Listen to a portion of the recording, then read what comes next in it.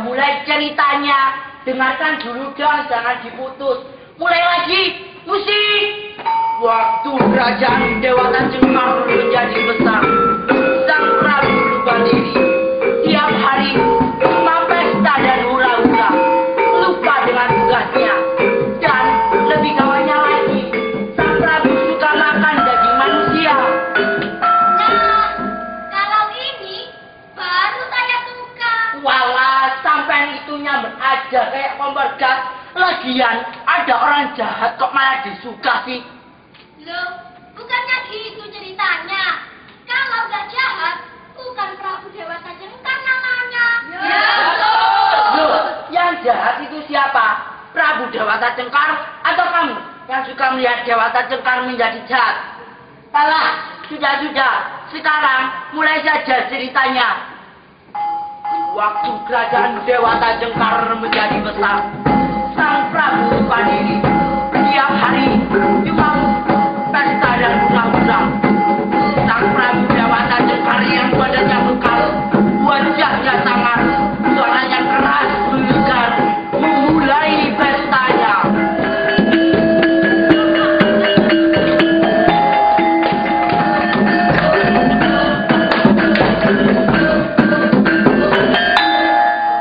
Lapor Paduka. Ya, ada apa Patih? Ada masalah yang ingin sampaikan pada Paduka. Ya, ada apa? Cepat, jangan bertele-tele. Masalah ini berhubungan dengan surat keputusan Paduka Kekar nomor 25 tentang hobi Paduka yang suka makan daging manusia, khususnya daging penjahat dan musuh-musuh kerajaan. Loh, bukannya itu bagus? Berarti saya sudah berhasil mengamankan kerajaan ini daripada mengganggu keamanan dan ketertiban. Rakyat bisa hidup aman, nyaman, dan tenteram. Berarti saya sudah berhasil jadi pemimpin. Betul tidak? Betul. Berhasil. Tapi laba-laba belum selesai Paduka. Walah, ada apa lagi Patih?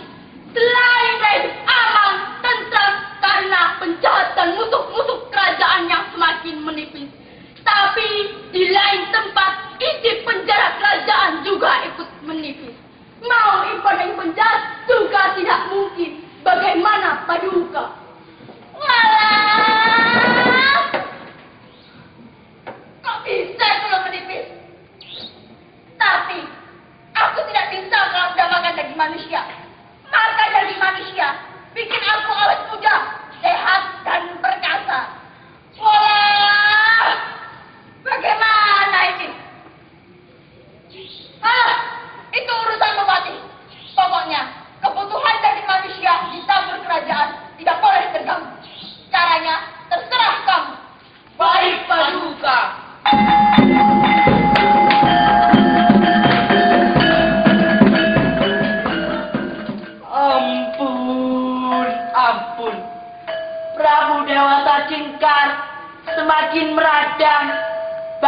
nyawa rakyat ikut melayang.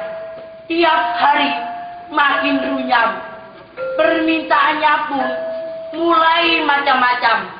Kadang minta daging balita, esok minta daging orang alim, terus daging orang tua renta. Katanya bikin awet muda. Duh, Prabu Dewata Cengkar sudah kelewatan jadi manusia. Saya protes. Ini tidak adil.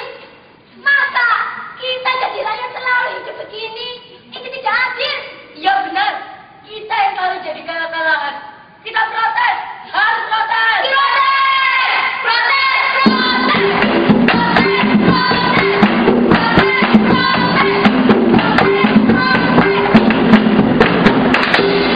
Loh, ada apa kalian semua kesini? Kami protes padalah. Masa kami jadi rakyat selalu sengsara. Mulai dari cerita kerajaan, penjajahan, perang kemerdekaan, selalu rakyat jadi sengsara. Kami bosan, ceritanya dirubah. Loh, itu kan bukan wewenang saya. Saya cuma memainkan peran saya saja. Sama seperti saudara-saudara. Bukannya Pak Dalang yang harus cerita? Ya bukan. Di awal tadi, Pak Dalang bilang, kami hidup sejahtera, tentram. Sekarang malah dikejar-kejar, mau dimakan oleh raja kami itu. Ya Pak Dalang jangan mencela-mencela. Salah, sudah. Sekarang saudara-saudara percaya takdir bukan? Nah, inilah takdir yang harus saudara-saudara jalani. Inilah peran yang harus saudara-saudara mainkan. Jika saudara-saudara menjadi orang yang menderita, maka perankanlah dengan baik, sehingga orang lain percaya. Kasihan dan tiba dengan peran saudara-saudara. Tapi, sampai kapan kami berperan sebagai orang menderita? Nah, ini saya tahu. Penderitaan saudara-saudara berakhir di akhir cerita.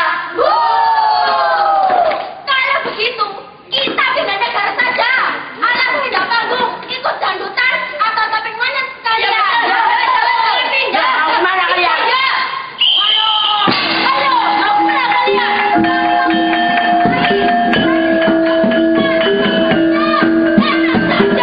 Tidak semudah itu.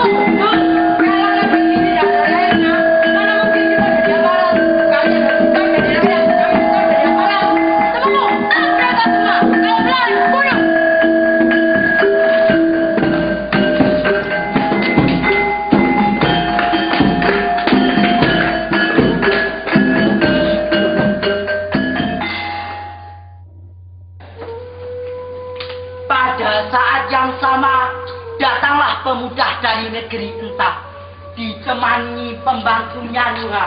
Dialah bernama Aji Saka.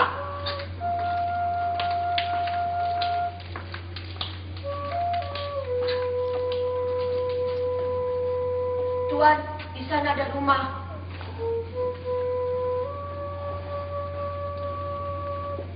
Salam, Nyai. Iya, Anda siapa? Saya Nuha, dan itu tuan saya Aji Saka. Apakah kalian utusan kerajaan? Bukan, kami hanya orang asing yang kebetulan singgah. Baiklah, silahkan duduk. Silahkan, tuan.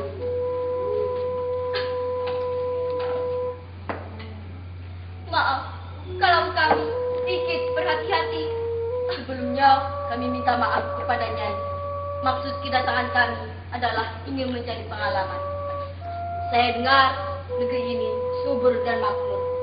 Iya, negeri ini memang subur.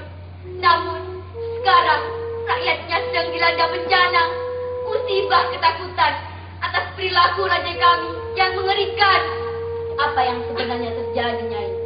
Raja kami, Prabu Dewata Cengkar, suka sekali makan daging manusia. Tidak tua, muda, balita, laki-laki, ataupun perempuan. Semua dimakannya. Sedangkan di rumah ini hanya tinggal saya dan anak saya, Roro Jangke. Saya pernah mendengar orang meminum darah manusia. Tapi ini lebih mengerikan. Manusia memakan manusia.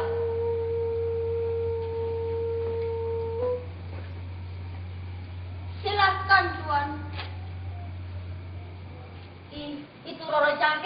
Putri Nyai? Iya benar. Begitulah yang terjadi di negeri ini, anak muda. Jadi, lebih baik kalian segera pergi dari negeri ini sebelum kalian mendapatkan cilaka.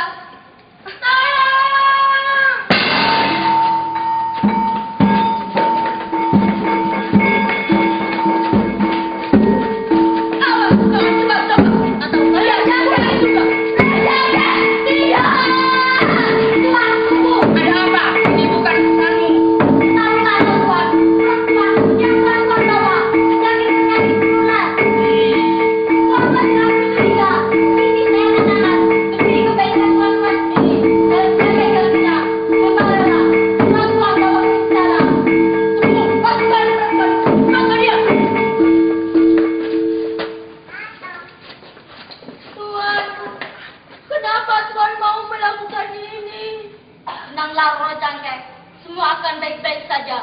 Nuha, kau jaga di sini. Baik, Tuan. Tuan!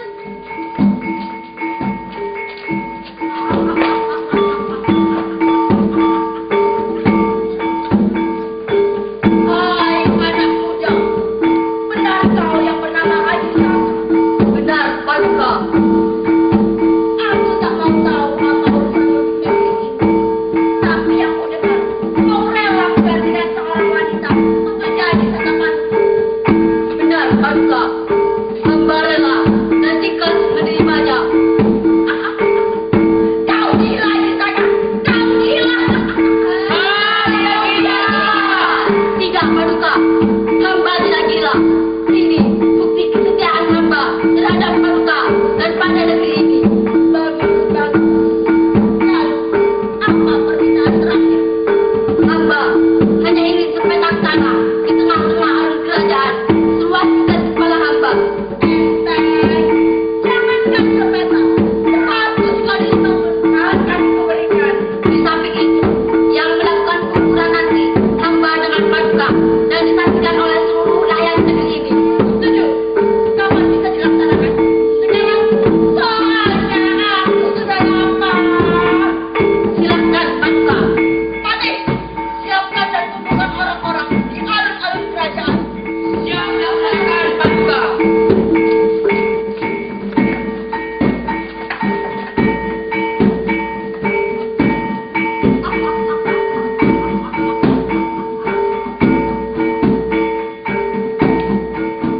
Ikat kepala Ajitaka dilepaskan. Dewata Cengkar memegang sisi lainnya. Ajitaka memegang sisi satunya. Patih Arya Tunggal, Temenggung Ruda Bangsa dan seluruh rakyat memberi aba-aba. 1, 2, 3. Pengukuran pun dimulai. Dewata Cengkar sudah membuka gulungan ikat kepala itu.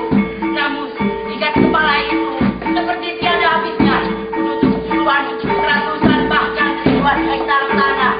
Dewata Cengkar mulai letih dan siap gagal tak salah. Tetapi air masih saja menutupi puluhan, ratusan, bahkan ribuan hektar tanah. Ajitaka! Hentikan perbuatanmu! Aku mengaku kalah! Akan kuserahkan seluruh kerajaanku untukmu! Ajitaka! Aku mengaku kalah! Jangan Ajitaka! Jangan suruh dia jam itu! Jangan jatuh korban! Ajitaka! Begitulah akhir ceritanya. Sebetulnya belumlah berakhir. Namun segala sesuatu mesti ada akhirnya. Maka inilah akhirnya. Adisa.